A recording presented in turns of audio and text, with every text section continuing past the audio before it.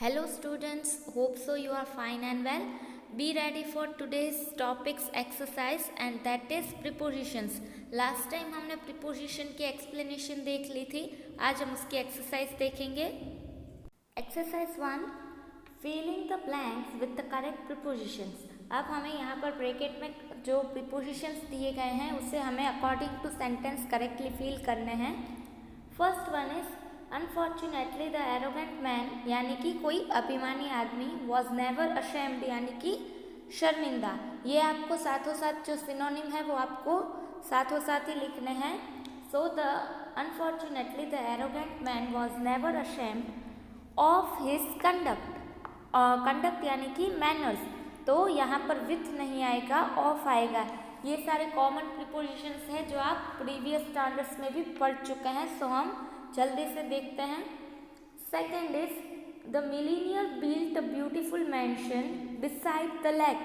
अब बिफोर नहीं आएगा, बिफोर यानी पहले, यहाँ पे हमें जगह का मेंशन करना है इसलिए बिसाइड आएगा. Third one is look out the train will pass through the long tunnel now. Tunnel यानी कि सबवे, तो यहाँ पर थ्रू आएगा, फ्रॉम नहीं आएगा कि वो जो ट्रेन थी वो किसके थ्रू पास हुई थी, लॉन्ग ट्यूनल के साथ. Fourth is the thief hid. Hid hide का पास्ट टेंस है. द थीफ हीड बीनीथ यानी कि नीचे, तो वो कहाँ पर था, the bridge to escape from the police. Into नहीं आएगा, यहाँ पर फर्स्ट वाले में आएगा beneath. The thief hid beneath the bridge to escape from the police. यहाँ पर भी सेकेंड में फॉर नहीं आएगा, फ्रॉम आएगा, क्योंकि वो किससे भागना चाहता था, पुलिस से, इसलिए फर्स्ट वाले में आएगा बीनीथ एंड सेकेंड ब्लैंक में आएगा from.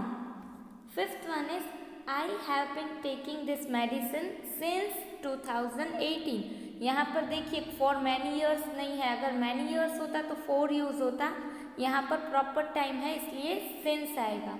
I have been taking this medicine since 2018. अब वो कोई रीज़न से मेडिसिन खा रहा है इसलिए यहाँ पर आएगा फॉर माई हार्ट प्रॉब्लम. ये वो मेडिसिन 2018 से ले रहा है क्योंकि उसको हार्ट की प्रॉब्लम है.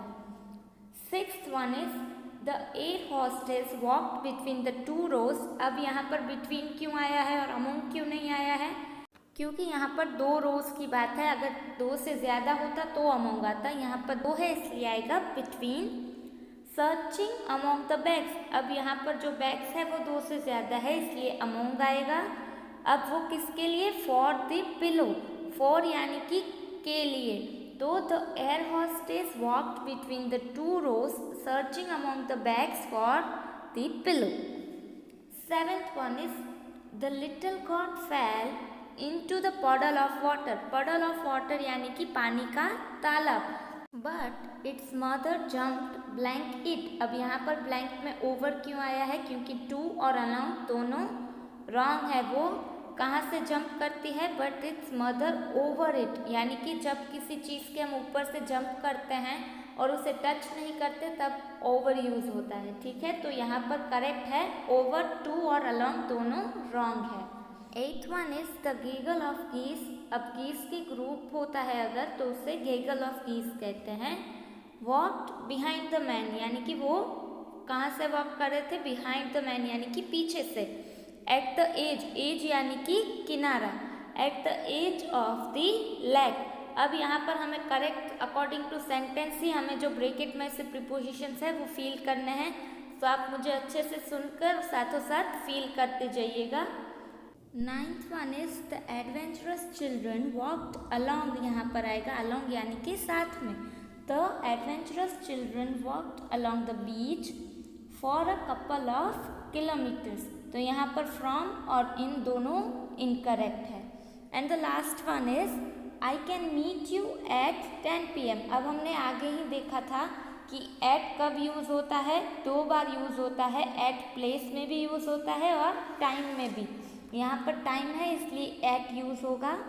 आई can meet you at 10 PM for a few minutes only. मैं सिर्फ कुछ मिनटों के लिए तुमसे 10 बजे मिलना चाहता हूँ. Now we will see the exercise 2 and that is filling the blanks with the correct phrase prepositions given in the box below.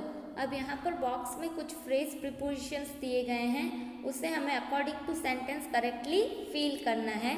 So the first one is blank fire use the refuge area on the 9th floor. Refuge यानी कि shelter, तो अगर fire होगी तो हम कहाँ पर shelter लेंगे, area on the 9th floor. तो यहाँ पर इन केस ऑफ आएगा, ठीक है, कि मामले में। फिर second is you will have to do the job blank the terms and conditions of your agreement. अब तुम्हें ये जॉब करनी है, पर किस तरह, अकॉर्डिंग टू यानी कि जैसे जो टर्म्स और कंडीशन हमारे एग्रीमेंट में है। तो यहाँ पर सेकंड एक्सरसाइज में आएगा according to. Now the third one is the little girl was terribly afraid of lizard. अब जो लिटिल गर्ल है उसे किसका डर है, लिजार्ड का, तो यहाँ पर आएगा afraid of. Fourth one is the cricket match was delay indefinitely blank the rain. अब देखिए अफ्रेड ऑफ आ गया, इन front of, because of, next to और apart from. These all phrase prepositions are still remain. तो according to this sentence आएगा because of, जो match है वो delay हो गई because of rain. Fifth one is, तो उसमें ब्लैंक में आया है apart from. apart from यानी कि इसके अलावा। apart from a few scratches the car was fine after the accident, यानी कि कुछ ही ऐसे स्क्रैचेस थे, उसके अलावा after the accident car was fine. सिस कैन यू सीट, तो यहाँ पर आएगा next to me for a few minutes please. Seventh and last one is the witch stood in front of the magic mirror asking the questions. आज हमने जो exercise की है आपको ग्रामर की बुक में फील कर लेनी है, and you will complete this exercise number 3 as a homework. ये आपका होमवर्क है, आपको कंप्लीट कर लेना है। नेक्स्ट वीडियो में मिलेंगे, तब नया टॉपिक देखेंगे। Till then stay happy and stay healthy at home. Good bye.